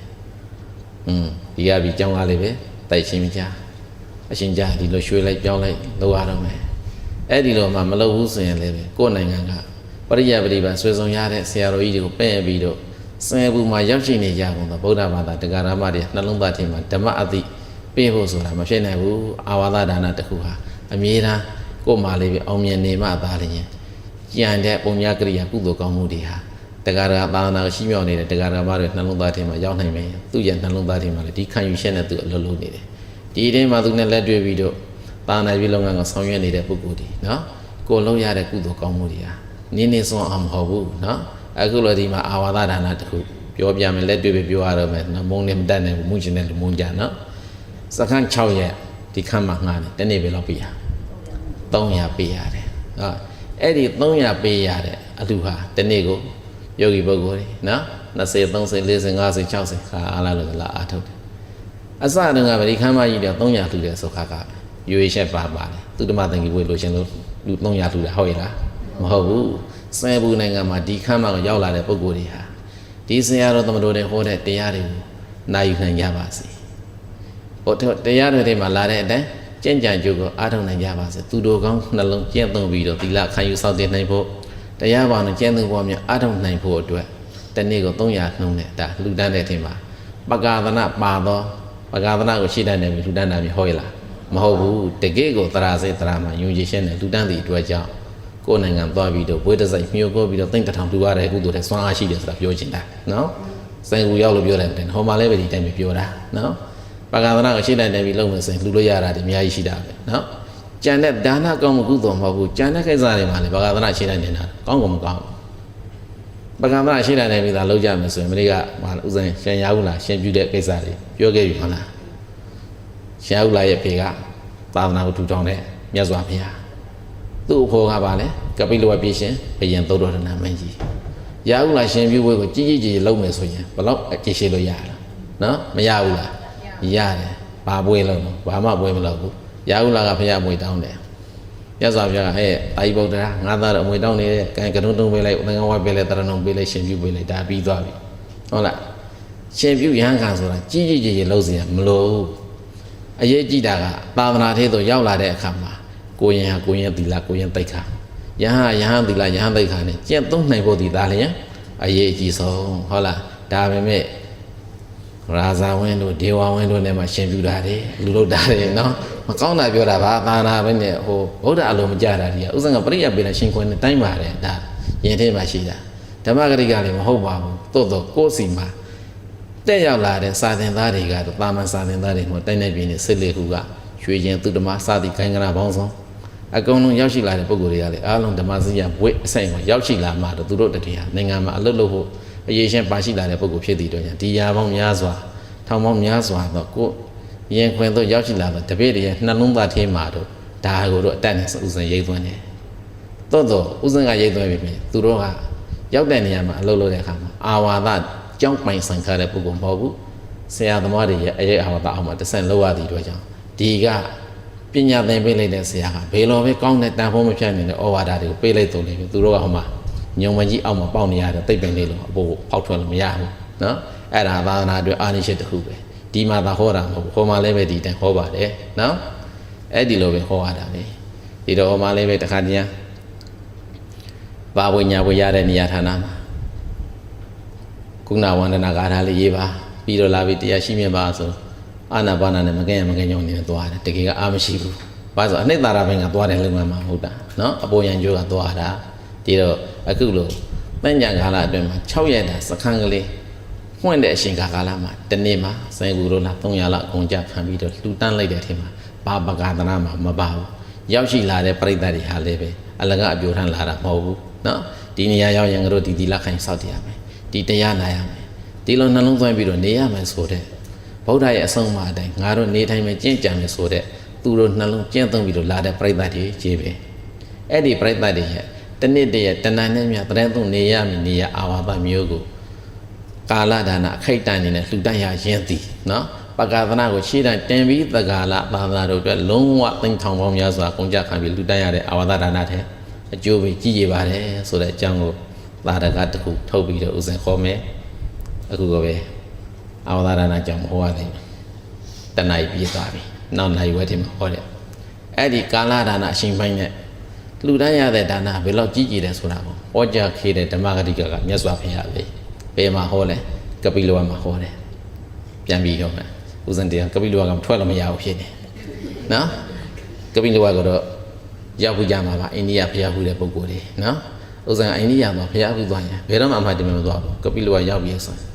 နေရအောင်ကြောင့်မှမြတ်စွာဘုရားဘာသုတ်တန်ဟောလဲဘာစိုက်တို့ဟောလဲဒါတွေကိုအဲ့ဒီနေရာမှာနှလုံးသွင်းရွေးဖြောင်ရွေးတယ်လုံးဝအရှင်မကုန်းခံမခံနိုင်ဘူးဆိုကားပေါ်မှာအာရုံပြုသွားတယ်နော်လုံဝင်ရောက်ရင်လုံဝင်ကြီးနဲ့ပတ်သက်တဲ့ဟာတွေအဲ့လိုဥစဉ်နဲ့ဖျားဘူးသွားတဲ့ပုဂ္ဂိုလ်တွေကလေအမှတ်တမဲ့ဘယ်တော့မှဒီတိုင်းလိုက်လို့မရဘူးအင်ကြီးရဆိုတဲ့အရာခါမြတ်စွာဘုရားသွားတဲ့နေရာတိုင်းမှာမာနကြီးကလိုက်ပြီးတော့နှောက်ယှက်တယ်နော်အမှတ်တမဲ့နှလုံးသားထဲမှာဗုဒ္ဓဂုဏဓမ္မဂုဏသံဃာဂုဏတခုခုနှလုံးမသွင်းပေးနဲ့သွားရင်အဲ့ဒီဖျားဘူးပွေတွေပြန်လာရင်ပြဿနာတက်ကြတာများတယ်ဟာအရှင်ရှင်နေရာလူတို့ပြဿနာတက်ပြီးတော့သွားတော့ကတော့ညင်ညွန့်ညင်နဲ့ကိုယ်နိုင်ငံရောက်တယောက်နဲ့တယောက်ပြန်စကားမပြောဘူးနော်ဖျားသွားဘူးတဲ့ဘုလို့ကြုံရတာပြောတာမယုံမရှိနဲ့ဒါလက်တွေ့ခင်ဗျားတို့ဆက်ဆိုင်ပြီးသိပဲနော်ဒါဘာကြောင့်လဲမာနဝင်ပူခံရတာနော်ဥစဉ်နဲ့သွားတဲ့ပြိတ္တတွေမာနဘယ်တော့မှအပူမခံရဘူးဘာကြောင့်လဲဆိုရင်ဥပမာဆိုကြပါစို့ရာဇဂိုကနေပြီးတော့ဝေသာလီကိုဖြတ်ကူးရင်ဆိုရင်အဲ့ဒီမှာယူဇနာအဖြစ်ရှေ့ယူဇနာကိုယူဇနာစင်မိုင်နှုံးနဲ့ပဲတွက်လိုက်မိုင်ပေါင်းနော်ဘာပဲဖြစ်ဖြစ်အဲ့ဒီခရီးကိုကားဟာ3 နာရီ 4 နာရီလောက်တော့ဖြတ်ရတာ3 နာရီ 4 နာရီလောက်ဖြတ်ပန်းရတဲ့ခရီးကိုသွားတဲ့အခါမှာခရီးတွေကိုဒီတိုင်းမိုက်ဖို့ဥစဉ်တရားတော့တနာရီလောက်တော့နာမှာကားမှာစက်ကောင်းကောင်းတက်ခိုင်းထားတယ်ဥစဉ်နဲ့သွားတယ်ဖျားဖို့ဖွင့်စင်မိုက်တစ်လုံးနဲ့ကားပေါ်မှာပဲတတိပေးတယ်တတိပေးတဲ့တခြားတရားမဟုတ်ငါတို့အခုသွားနေတာကရာယိုကနေပြီးတော့ဝေသာလီကိုသွားနေတယ်ဝေသာလီကိုသွားမယ်ဆိုတော့ဒီနေရာမှာငါတို့ဘာအာယုံနဲ့သွားမှာလဲဗုဒ္ဓနုတ္တိယအိဇာဝဋ္ဌသတ္တစေတိယကရမေပူဇာရံဟောတိဖယားရှင်ရဲ့ဂုဏ်တော်တစ်ခုခုတရားတို့ရဲ့ဂုဏ်တော်တစ်ခုခုသံဃာတို့ရဲ့ဂုဏ်တော်တစ်ခုခုဖြင့်နှလုံးသားထဲမှာထုံမွှမ်းပြီးတက္ကလာခီးသွားတဲ့ပုဂ္ဂိုလ်ရဲ့ခန္ဓာကိုယ်ကြီးသည်လူနာပြန်မှာတတ္တဝါတွေရှိခို့ပူဇော်ထိုက်သောစေတီအိမ်နဲ့တူနေတယ်မိမိတို့ရဲ့ခန္ဓာကိုယ်စေတီအိမ်နဲ့တူအောင်နှလုံးသွင်းပြီးတော့တို့သွားမှာဖြစ်မယ်အန္တရာယ်ကင်းဖို့အတွက်ဒါတစ်ချက်သတိပေးတယ်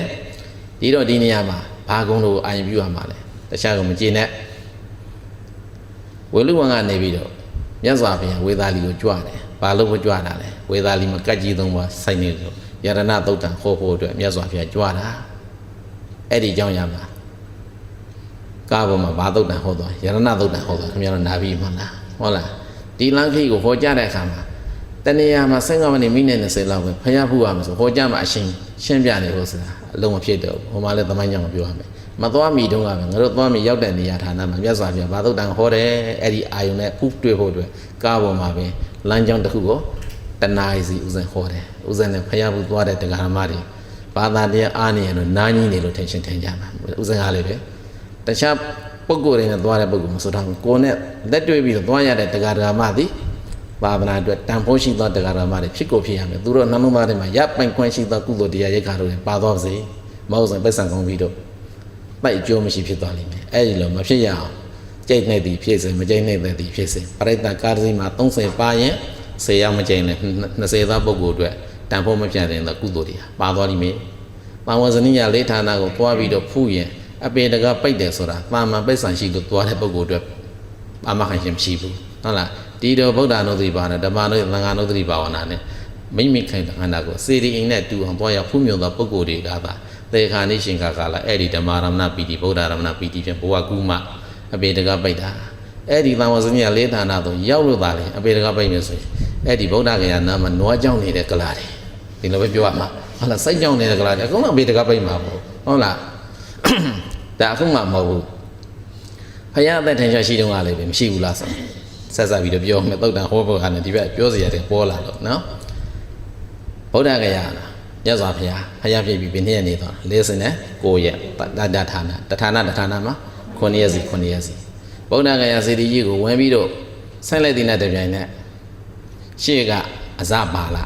နော်စိတ်ကြောင့်ညောင်ပဲရှိတဲ့နေရာမှာညောင်ပဲတော့မရှိတော့အခုကြောက်တန်ကြီးတစ်ခုတွေ့လိုက်မယ်နော်အဲ့ဒီကြောက်တန်ကစိတ်ကြောင့်ညောင်အဲ့ဒီစိတ်ကြောင့်ညောင်ပဲအောင်မြတ်စွာဘုရားကဝါဘောဓိပဲအောင်မှာတရင်သုံးတဲ့အချင်းတတ္တဌာနခုနဌာနတရင်သုံးလို့ရှိရင်စိတ်ကြောင့်ညောင်ပဲအောင်မှာအမြဲတမ်းစိတ်ကြောင့်ပြီးတော့နေတဲ့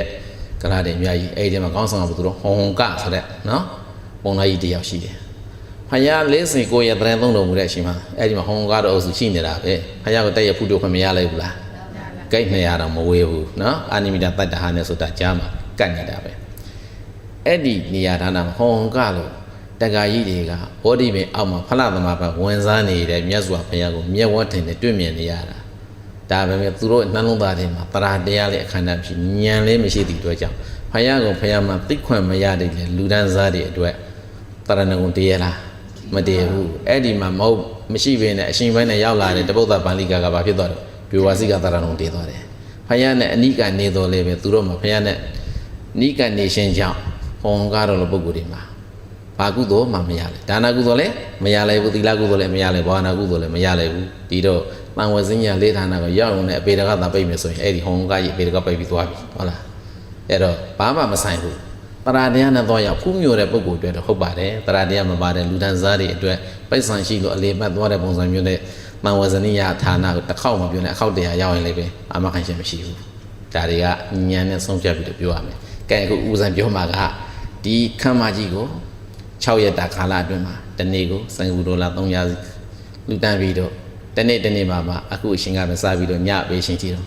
9နိုင်6နိုင်ဆိုဒါပြီးတာပဲဒါတွေဟာသာသနာတို့တဲ့အာလယတဏှာပြလှူလို့မရတဲ့နေရာဌာနမျိုးအရှင်ဘိုင်းနဲ့သာကာလဒါနအနေနဲ့လှူနိုင်ရတဲ့အာဝါဒဒါနမျိုးသာသနာတို့အတွက်ရဟန်းသံဃာတွေအမြဲတမ်းတသက်ပတ်လုံးသုံးခွင့်မရစေကမူအရှင်ဘိုင်းနဲ့ယရဏသုံးပါးတဲ့သုံးဖို့အတွက်တရားဘာနဲ့ကျင့်သုံးဖို့မျိုးအထောက်တဲ့ပုဂ္ဂိုလ်မျိုးလှူဒန်းဖို့အတွက်အခိုက်တန်လှူဒန်းရသောကာလအာဝါဒဒါနကာလဒါနအရှင်ဘိုင်းနဲ့လှူရတာအဲ့ဒီအာဝါဒဒါနမျိုးကဘယ်လောက်ကြီးကြီးလဲဆိုတာကိုကပိလောကမှာမြတ်စွာဘုရားဟောခဲ့တယ်ကပိလောကစလိုက်တာနဲ့ဟိုဘက်ရောက်လိုက်ဒီဘက်ရောက်လိုက်ဖြစ်နေတရားကလေးနေတယ်ဟိုကသိစေချင်တာဟောပြောချင်တာတကယ်များနေဟိုသူကလည်းပဲဟာရှင်ဖျားပင်လင်ဘုကဒီတက္ကမတွေဘသူပြောပေးပါဒီအကြောင်းအရာကိုပြောပေးပါဆိုတော့ဥစဉ်နှလုံးသားထဲမှာဟိုကပြောခိုင်းတယ်ပြောခိုင်းတယ်လို့ဖြစ်နေပြောချင်တာတွေကအဲ့ဒါကြောင့်တရားကလေးနေတာဒီတော့အားလုံးကကိုယ်အတွက်ဘုဒ္ဓတာတွေကြီးပါပဲဒီလိုအောင်မိထားပါနော်ကဲဒီတော့အာဝါဒဒါနအသုတ်တောင်တက်ရသွားလိမ့်ရမြတ်စွာဘုရာ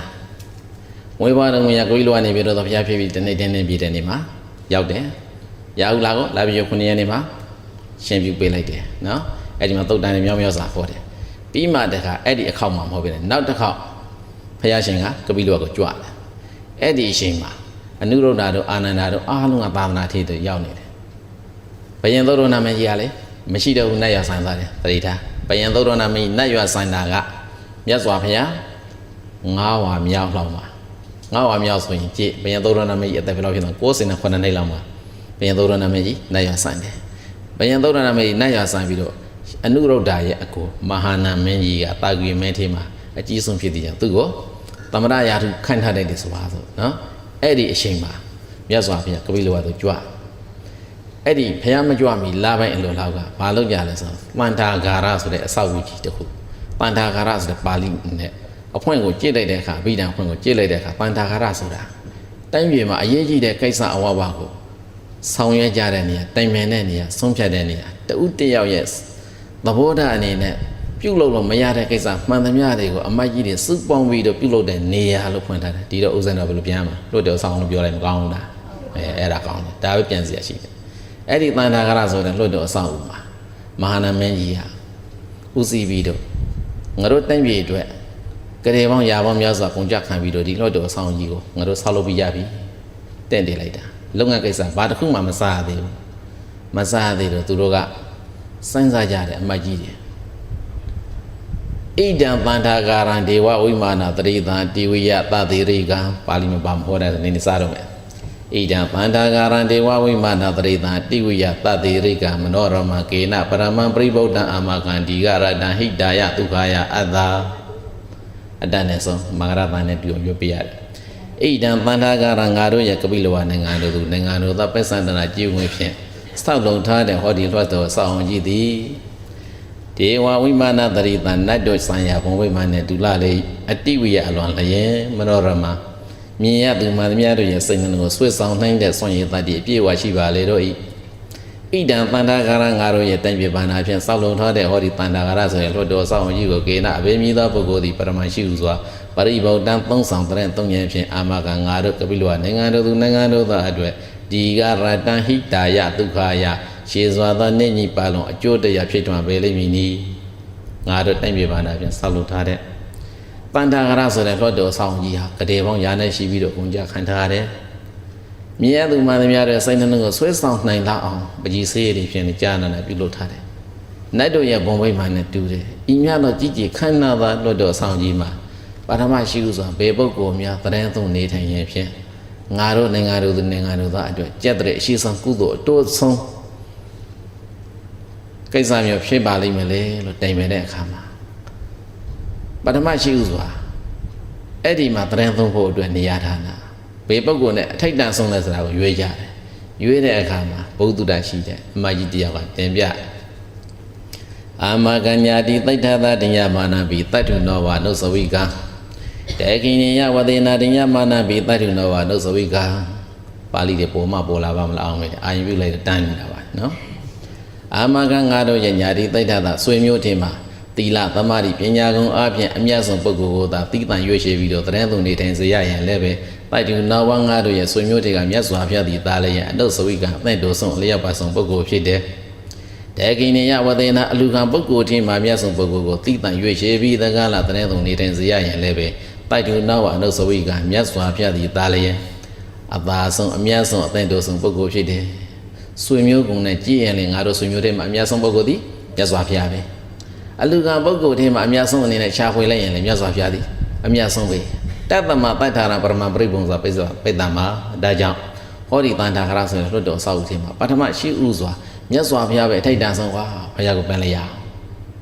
ဘိက္ခုသံဃာသအာဂမနံကရိတ္တာမမြတ်စွာဘုရားကြွလာလို့ရှိရင်နောက်ကဖူးမြော်လိုက်ရင်စိတ်နှလုံးကိုရွှင်ပြုံနှိမ့်သက်စေတတ်ကုန်သောအာသောကုန်ခံရတဲ့မထေရမြတ်ကြီးတွေလည်းနောက်ကပါလာမှာပဲ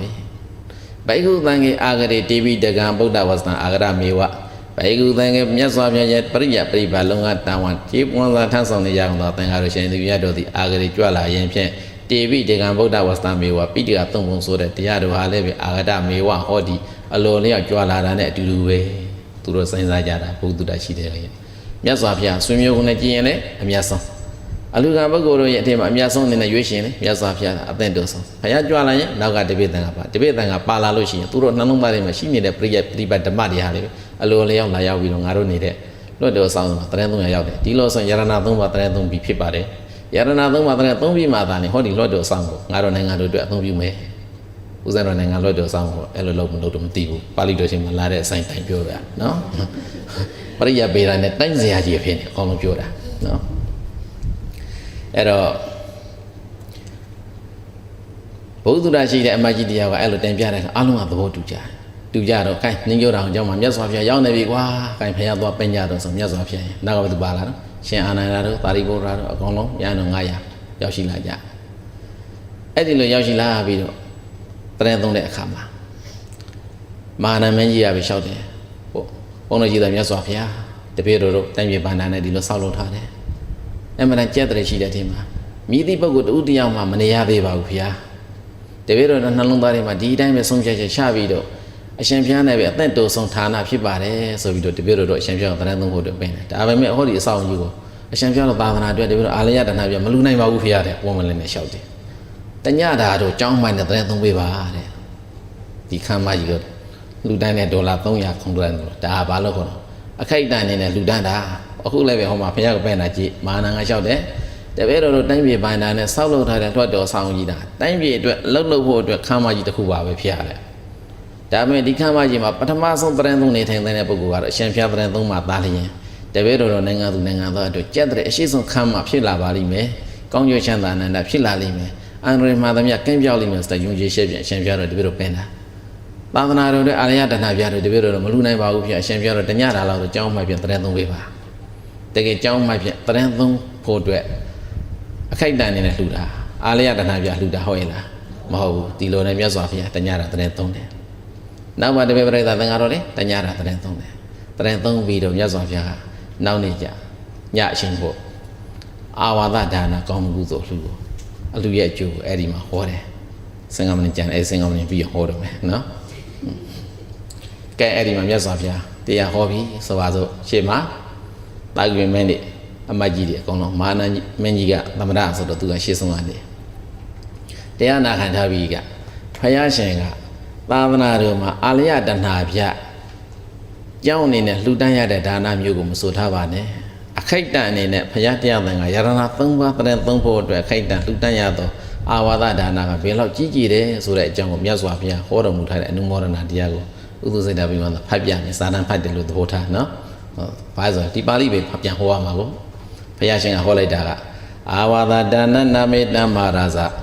ဒုမာကံအာဝါသောမယာပရိဗုဒ္ဓဘေကုသံဃေနသာပရိဗုဒ္ဓမယာသာဘေကုသံဃေနသာပရိဗုဒ္ဓပါဏဓမ္မရိဏာပိပရိဗုဒ္ဓယေဝ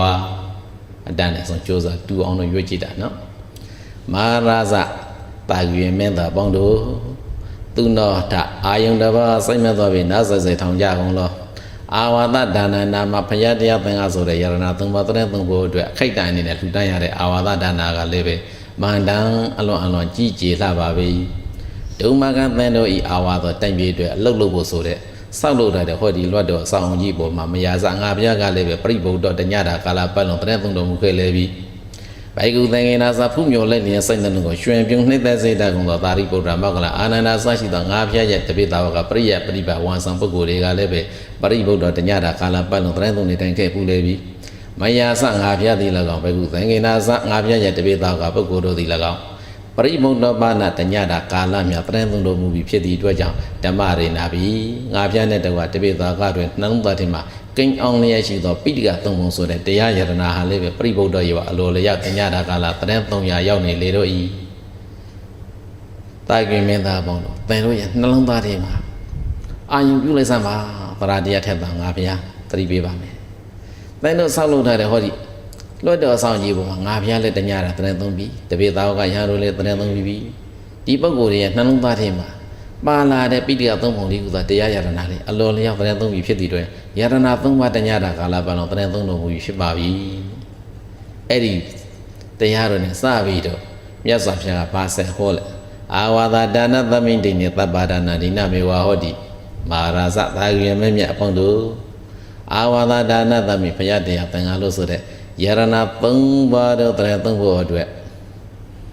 အခိတ်တန်အားဖြင့်လူတန်းရသောအာဝါဒဒါနကောင်းမှုကုသိုလ်မျိုးသည်အာဝါဒဒါနကောင်းမှုကုသိုလ်မျိုးကိုဒိန်နဲ့လှူအပ်သည်ရှိသောတပ္ပဒါနအလုံးစုံသောအလူမျိုးကိုဒိဏမေဝပေးလူရရောက်သည်ဟောသည်ဖြစ်၏အလှတကအလှထင်းပါအာဝါဒဒါနကောင်းမှုကုသိုလ်ကိုအထမြောက်လှူနှံ့နိုင်ခြင်းသည်သာသနာတော်မှာတခြားသောကုသိုလ်တွေအားလုံးကိုပြုလုပ်ပေးရတာနဲ့အတူတူပါပဲတဲ့ဒီလိုနှလုံးသွင်းပါတယ်အာဝါဒဒါနသမိတေနဲ့သဗ္ဗဒါနဒိဏမေဝဟောတိဘူမတ္တကပဏ္ဏသလာယဝသာခမန္တပတဝအာနိသံသောနာမပရိစိတ်တိတုနသက်ကဘူမတ္တကပဏ္ဏသလာယဝမြေ၌တည်သောမြေစိတ်ကလေးကြောင်းတိတ်ရွယ်မှုကြောင်းကလေး၎င်းလာခမန္တပတဝတိတ်ခဲမန္တဤ၎င်းအာနိသံသောနာမဘဝသံဃာမှာရရှိလာမယ့်အကျိုးတရားမှန်သမျှကိုပရိစိတ်တိတုတပါးနပါစင်္ကာတရဲ့တန်ရှားအပြည့်ပိုင်းရှားပြခြင်းကနသက်ကမတကောင်းပါဘုရားရှင်ကတာကိမင်းသားပေါင်းတို့အာဝါဒဒါနအလှနဲ့ပတ်သက်ပြောရမယ်ဆိုလို့ရှိရင်ကြီးကြီးမားမားအဆောက်အဦကြီးကိုမဆိုထားပါနဲ့တဲ့ယရဏသုံးပါးသူတော်ကောင်းများတရားနှလုံးကျင့်သုံးပွားများအားထုတ်ဖို့အတွက်တဏိမိုးဖြာကာ9000မြပမာဏရှိသောမြေခွက်ကလေးမှာ၄ဘန်တိုင်းကျောင်းကလေးပမာဏ၄ဘန်နဲ့ပမာဏရှိသောကျောင်းကလေးကိုဆောက်တဏိမိုးဖြာကာကောက်ရွတ်ခန်းပြီးတော့အဆောက်အဦဆောက်ပြီးတော့လှူဒန်းသည်ဖြစ်စေအဲ့လိုမှမဟုတ်ပဲသာခမန္တပတ်တော့ရိုးရိုးသိက္ခာမန္တပဲဆောက်လို့ပြီးလှူဒန်းသည်ဖြစ်စေအဲ့ဒီလိုလုပ်တဲ့အခါမှာသူတော်ကောင်းများတရားဘာတော်ကျင့်သုံးပွားများနေထိုင်ကြပါစေလို့နှလုံးသွင်းပြီးတော့လှူဒန်းနေရင်လေအဲ့ဒီတိတ်ခဲမန္တလေးပဲနဲ့ကြောင်းလေးကတော့လေးပဲကုသိုလ်ကောင်းမှုစွန့်ရည်ဟာဘဝတန်ត្រာမှာဤရွက်ဤမြရှိပါတယ်ဆိုတာသင်္ချာအဖြစ်ရေတွက်ပြဖို့ဆိုတာကတော့မဖြစ်နိုင်တော့ဘူးအဲ့ဒီလောက်ဒီအကျိုးပေးကြီးကြီးတယ်ဆိုတဲ့အကြောင်းကိုဘုရားရှင်ကဟောတယ်ဒါပဲလားဆိုတော့မဟုတ်သေးဘူးအာဝါဒဒါနနုဘဝေနဘဝေဘဝေနိဗ္ဗာဒတာပိသံပိလိတကဘဝသောနဟောတိဒွါဒသဟတောဩဝါရဝဝိယမာတုကောစီအတံဘာရဝဟောတိအာဝါဒဒါနနုဘဝေနဘုရားတရားသံဃာယနာသုံးပါးနဲ့တကွသူတို့ကောင်းတရားကျင့်ကြံကြိုးကပွားမြတ်အထောက်ကြကုန်သောသူတို့စဉ်သူတို့မြတ်တို့တရင်သူနေထိုင်ကြမိနေရာဌာနကိုလှူဒန်းရသောအာဝါဒဒါနကောင်းမှုအာနုဘောကြောင့်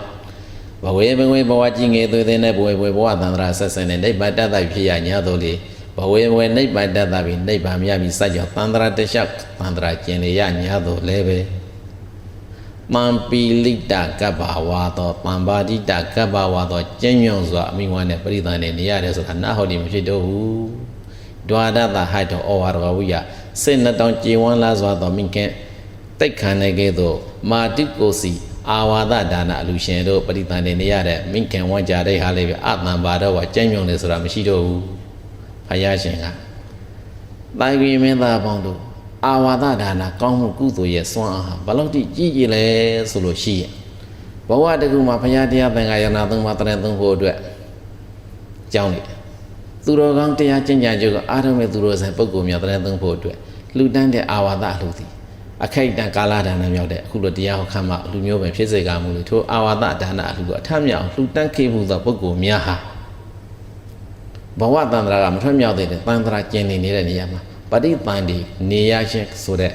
ဒုက္ခကိုဆင်းဆင်းရဲရဲမခံစားရဘူးပါဘူးတဲ့တခြားသောကုသိုလ်ရှင်ပုဂ္ဂိုလ်တွေကအာဝါဒဒါနကောင်းမှုကုသိုလ်ရှင်နဲ့ပဋိသန္ဓေနေတဲ့နေရာမှာကွာဟမှုရှိတယ်ကြံတဲ့အကျိုးမှာတော့တူညီပဲမဲ့ပရိသန္တိနေရတဲ့နေရာမှာအာဝါဒဒါနအလူရှင်ကတခြားအလူရှင်တဲ့ဘာတွေထူးခြားတဲ့အကျိုးရလဲဆိုရင်ပရိသန္တိနေရတဲ့ဒုက္ခဇာတိဒုက္ခကိုဆင်းဆင်းရဲမခံစားရပါဘူးလို့ဘုရားကပြောတယ်။ဘာဘယ်နာနဲ့သွားတူလဲဆိုရင်ဒွါရသဟိတဩဝါဒကဝိယမာတုကိုစီအတံပါတော့စစ်နှစ်တောင်ကျေဝန်းတဲ့ခံမဆိုရင်လူတယောက်အတွက်